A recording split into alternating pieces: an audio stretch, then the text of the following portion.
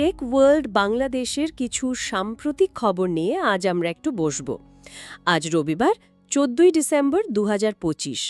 তাহলে চলুন প্রথম থিমটা দিয়ে শুরু করি, ক্ষমতায়ন। আমার কাছে এটা খুব ইন্টারেস্টিং মনে হয়েছে, আর এক্ষেত্রে প্রথম খবরটাই হলো গ্রামীণফোন একাডেমিকে নিয়ে। তারা সাফল্যের সাথে 3 বছর পার করেছে। এটা তো তরুণদের জন্য একটা ফ্রি অনলাইন লার্নিং প্ল্যাটফর্ম। বিনামূল্যে এমন স্কিল ডেভেলপমেন্টের সুযোগ, এটা তো দারুণ ব্যাপার, তাই না? হ্যাঁ, ফ্রি বা বিনামূল্যে শব্দটা এখানে খুব গুরুত্বপূর্ণ। কারণ এটা শুধু একটা সুবিধা না, এটা আসলে একটা বাধা দূর করার মতো ব্যাপার। বাংলাদেশে এখনও অনেকের জন্য ভালো মানের প্রশিক্ষণের খরচ চালানো একটা চ্যালেঞ্জ। গ্রামীণফোন একাডেমি সেই আর্থিক বাধাটা সরিয়ে দিচ্ছে। তবে আমার কাছে এর চেয়েও আকর্ষণীয় দিকটা হলো, এটা শুধু একটা কর্পোরেট সামাজিক দায়বদ্ধতা বা CSR না, এর পেছনে একটা গভীর ব্যবসায়িক চিন্তাও আছে। ইন্টারেস্টিং। ব্যবসায়িক চিন্তাটা ঠিক কীরকম? মানে শুধু ব্র্যান্ড ইমেজ ভালো করার জন্য? ব্র্যান্ড ইমেজ তো একটা অংশ বটে, কিন্তু তার চেয়েও বড় ব্যাপার হলো এটা একটা দ্বিমুখী বিনিয়োগ। আর অন্যদিকে এই দক্ষ তরুণরাই কিন্তু ভবিষ্যতে তাদের ডিজিটাল সার্ভিসগুলোর সবচেয়ে বড় ভোক্তা হবে। ভাবুন, টেলিকম কোম্পানিগুলো এখন আর শুধু কল বা ডেটা বিক্রি করতে চায় না, তারা নিজেদের একটা ডিজিটাল ইকোসিস্টেম তৈরি করতে চায়। এই একাডেমির মাধ্যমে তারা সেই ইকোসিস্টেমের জন্য নির্মাতা এবং ভোক্তা দুটোই তৈরি করে নিচ্ছে। বাহ, দারুণ একটা পয়েন্ট তো। তার মানে তারা শুধু মাছ দিচ্ছে না, বরং মাছ ধরা শিখিয়ে একটা পুকুরি তৈরি করে ফেলছে, যেখানে সবাই মাছ ধরতে আসবে। আচ্ছা, এই ক্ষমতায়নের ধারণাটাকে যদি আরেকটু অন্যভাবে দেখি, জ্ঞান দিয়ে ক্ষমতায়ন তো একটা দিক, আরেকটা দিক হলো তথ্য দিয়ে সুরক্ষা দেয়া, ঠিক না? সরকারের নতুন উদ্যোগটা তো ঠিক এই কাজটাই করছে। আপনি মাইগভ লিঙ্কের কথা বলছেন, বিদেশগামী নাগরিকদের জন্য যেটা চালু করা হয়েছে? হ্যাঁ, ঠিক তাই। খবরে দেখলাম প্রতারণা এড়াতে এখন সবাইকে সরকারের মাইগভ প্ল্যাটফর্মের মাধ্যমে আবেদন যাচাই করার পরামর্শ দেয়া হচ্ছে। এটিকে যদি আমরা আরেকটু বড় পরিসরে দেখি, তাহলে এটা আসলে প্রযুক্তির মাধ্যমে সুশাসন প্রতিষ্ঠা করার একটা চমৎকার উদাহরণ। আমরা তো জানি আমাদের অর্থনীতিতে প্রবাসী কর্মীদের অবদান কতখানি, কিন্তু দুঃখজনক হলেও সত্যি যে এই মানুষগুলোই সবচেয়ে বেশি প্রতারণার শিকার হন। ঠিক, দালালদের খপ্পরে পড়ে সর্বস্বান্ত হওয়ার ঘটনা তো প্রায়ই শোনা যায়। একদম। আইডিয়াটা তো দারুণ, কিন্তু এটা প্রত্যন্ত অঞ্চলের মানুষের কাছে পৌঁছানো বা তাদের এটা ব্যবহারে অভ্যস্ত করানো, এটা কতটা চ্যালেঞ্জিং হবে বলে মনে হয়? চ্যালেঞ্জ তো অবশ্যই আছে। এখানেই সরকারের প্রচারণার ভূমিকাটা খুব গুরুত্বপূর্ণ। ইউনিয়ন ডিজিটাল সেন্টারগুলোকে হয়তো ব্যবহার করা যেতে পারে। তবে সবচেয়ে বড় বিষয় হলো, একবার যদি কয়েকজন মানুষও এর মাধ্যমে উপকৃত হন, তখন মুখে মুখে এর সুফল ছড়িয়ে পড়বে।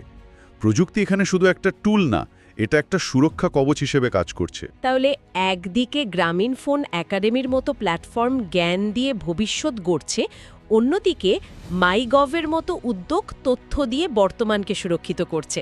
আচ্ছা, এই তো গেল বড় পরিসরের কথা। এবার এমন কিছু প্রযুক্তির কথায় আসি যা আমাদের ব্যক্তিগত জীবনকে সরাসরি প্রভাবিত করছে। যেমন ধরুন, ভাষার দেয়াল। গুগল ট্রান্সলেটরের নতুন একটা ফিচার এসেছে। ও, ওই অডিও ট্রান্সলেশনের ব্যাপারটা? একদম। খবরটা পড়ে আমি তো রীতিমতো অবাক।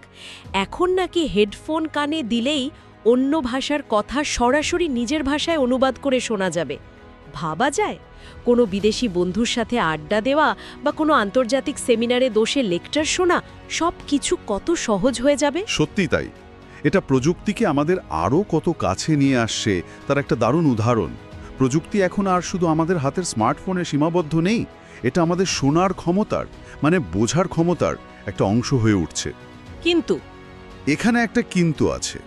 এই যে রিয়েল টাইম অডিও ট্রান্সলেশন, এর নির্ভুলতা নিয়ে একটা বড় প্রশ্ন কিন্তু থেকেই যায়।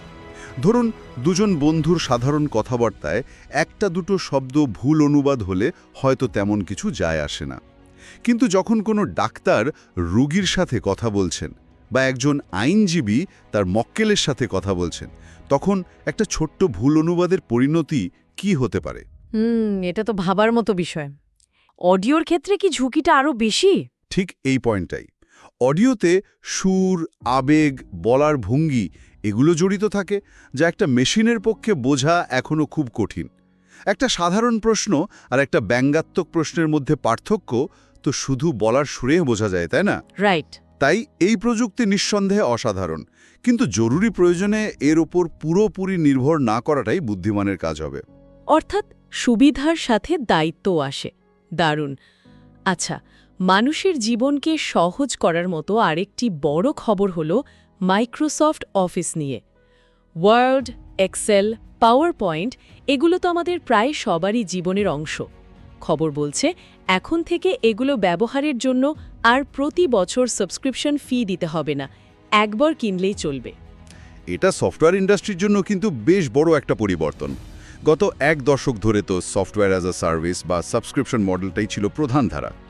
মাইক্রোসফটের এই ফিরে আসাটা বেশ কিছু বিষয়কে সামনে নিয়ে আসে। যেমন, তাহলে কি সাবস্ক্রিপশন মডেলটা ব্যর্থ হচ্ছে, নাকি এটা মাইক্রোসফটের কোনো বিশেষ স্ট্র্যাটেজি?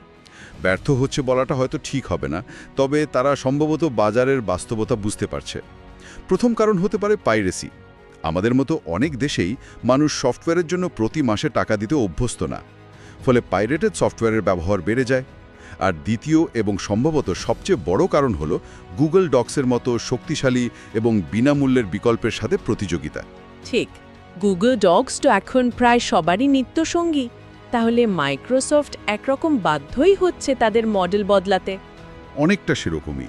যখন আপনার প্রধান প্রতিযোগী বিনামূল্যে প্রায় একই সেবা দিচ্ছে, তখন আপনাকে ব্যবহারকারীদের জন্য নতুন কিছু ভাবতে হবে। একবার কিনুন, সারা জীবন ব্যবহার করুন, এই ধারণাটা মালিকানার একটা অনুভূতি দেয়, যা অনেকের কাছেই সাবস্ক্রিপশনের চেয়ে বেশি আকর্ষণীয়। হ্যাঁ, একদম সত্যি কথা। এই প্রসঙ্গে আরেকটি নতুন পণ্যের খবর বলি। রিয়েলমি C85 নামের একটি নতুন ফোন বাজারে এসেছে। এর সবচেয়ে আকর্ষণীয় দিক হল এর শক্তিশালী ব্যাটারি আর রিভার্স চার্জিং সুবিধা। মানে এই ফোন দিয়ে অন্য ডিভাইসও চার্জ দেওয়া যাবে, একটা ফোনের মধ্যেই পাওয়ার ব্যাংক। দেখুন, এই ফিচারগুলো থেকেই বোঝা যায় যে কোম্পানিগুলো এখন ব্যবহারকারীদের বাস্তব সমস্যা নিয়ে কতটা ভাবছে। একটা সময় ছিল যখন ফোনের মূল আকর্ষণ ছিল ক্যামেরা কত মেগাপিক্সেল বা স্ক্রিনটা কত সুন্দর, কিন্তু এখন শক্তিশালী ব্যাটারি বা রিভার্স চার্জিংয়ের মতো সুবিধাগুলো সামনে আসছে। তার মানে কি, টার্গেট অডিয়েন্স কারা? এর মানে হলো কোম্পানিগুলো সেই সব ব্যবহারকারীদের টার্গেট করছে যাদের সারাদিন বাড়ির বাইরে কাটাতে হয়, অথবা যারা এমন জায়গায় থাকেন যেখানে লোডশেডিং একটা নিয়মিত সমস্যা। তার মানে ফোনটা এখন শুধু একটা ব্যক্তিগত ডিভাইস থাকছে না, এটা একটা ছোটখাটো পাওয়ার হাব হয়ে উঠছে, যা প্রয়োজনে অন্যেরও কাজে লাগতে পারে। ঠিক ধরেছেন। ভাবুন তো, একজন ছাত্র যে মেসে থাকে, লোডশেডিংয়ের সময় তার ফোনটা শুধু নিজের পড়ার জন্য আলোই দিচ্ছে না, বন্ধুর ফোনটাও চার্জ করে দিচ্ছে। এটা একটা কমিউনিটি ফিচার হয়ে যাচ্ছে। প্রযুক্তি এখন শুধু ব্যক্তিগত প্রয়োজন মেটাচ্ছে না, পারস্পরিক সহযোগিতার সুযোগও তৈরি করে দিচ্ছে। দারুণ। আমরা তো এতক্ষণ বিভিন্ন প্রোডাক্ট আর সার্ভিস নিয়ে কথা বললাম, কিন্তু এই সার্ভিসগুলো চালানোর জন্য তো দক্ষ মানুষ দরকার, তাই না? এখানেই আমাদের শেষ খবরটা খুব ইন্টারেস্টিং এবং অনুপ্রেরণাদায়ক। সালাউদ্দিন সেলিম নামের একজন প্রযুক্তিবিদ বাংলাদেশের প্রথম সার্টিফাইড ব্রডকাস্ট টেকনোলজিস্ট হয়েছেন। তিনি যুক্তরাষ্ট্রভিত্তিক সোসাইটি অফ ব্রডকাস্ট ইঞ্জিনিয়ার্স থেকে এই স্বীকৃতি পেয়েছেন। এটা দেশের সম্প্রচার জগতে একটা নতুন ইতিহাস। এই ঘটনাটির তাৎপর্য কিন্তু শুধু একজন ব্যক্তির সাফল্যে সীমাবদ্ধ নয়, এটা পুরো একটা ইন্ডাস্ট্রির জন্য একটা মাইলফলক। যখন কোনো শিল্পে আন্তর্জাতিক মানের সনদপ্রাপ্ত পেশাদার তৈরি হন, তখন সেটি পুরো ইন্ডাস্ট্রির মানকে উন্নত করার একটা পথ খুলে দেয়। এটা বাংলাদেশের সম্প্রচার খাতের পরিপক্কতার একটা স্পষ্ট ইঙ্গিত। এই সার্টিফিকেশনের ফলে ব্রডকাস্ট ইন্ডাস্ট্রিতে ঠিক কী ধরনের পরিবর্তন আসতে পারে? মানে আমরা যারা দর্শক, তারা কি টিভিতে বা রেডিওতে কোনো পার্থক্য বুঝব? অবশ্যই, এর একটা দীর্ঘমেয়াদী প্রভাব আছে। প্রথমত, দেশের টিভি ও রেডিও চ্যানেলগুলোর প্রযুক্তিগত দক্ষতা বাড়বে। তারা নতুন প্রযুক্তি, ধরুন 4K ব্রডকাস্টিং বা উন্নত সাউন্ড টেকনোলজি আরও সহজে প্রয়োগ করতে পারবে, সম্প্রচারের মান ভালো হবে। আচ্ছা। দ্বিতীয়ত, এটা একটা মানদণ্ড তৈরি করে।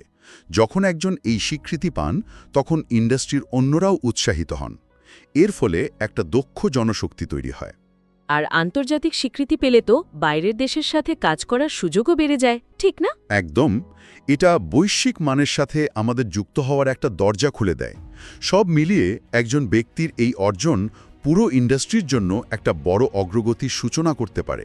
তাহলে আজকের পুরো আলোচনাটাকে যদি এক জায়গায় আনি, আমরা দেখলাম প্রযুক্তি একদিকে তরুণদের জ্ঞান দিয়ে এবং প্রবাসীদের সুরক্ষা দিয়ে ক্ষমতায়ন করছে, অন্যদিকে গুগল ট্রান্সলেট, মাইক্রোসফট অফিস বা রিয়েলমি ফোনের মতো উদ্ভাবন আমাদের দৈনন্দিন জীবনকে সহজ করছে, আর সবশেষে সালাউদ্দিন সেলিমের মতো একজন ব্যক্তির অর্জন পুরো একটি শিল্পকে এগিয়ে নিয়ে যাওয়ার সম্ভাবনা তৈরি করছে।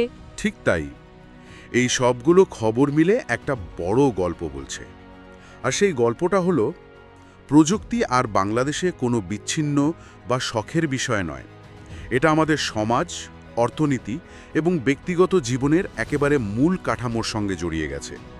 প্রতিটি উদ্যোগ একে অপরের সাথে সংযুক্ত হয়ে একটা বড় পরিবর্তনের দিকেই ইঙ্গিত দিচ্ছে।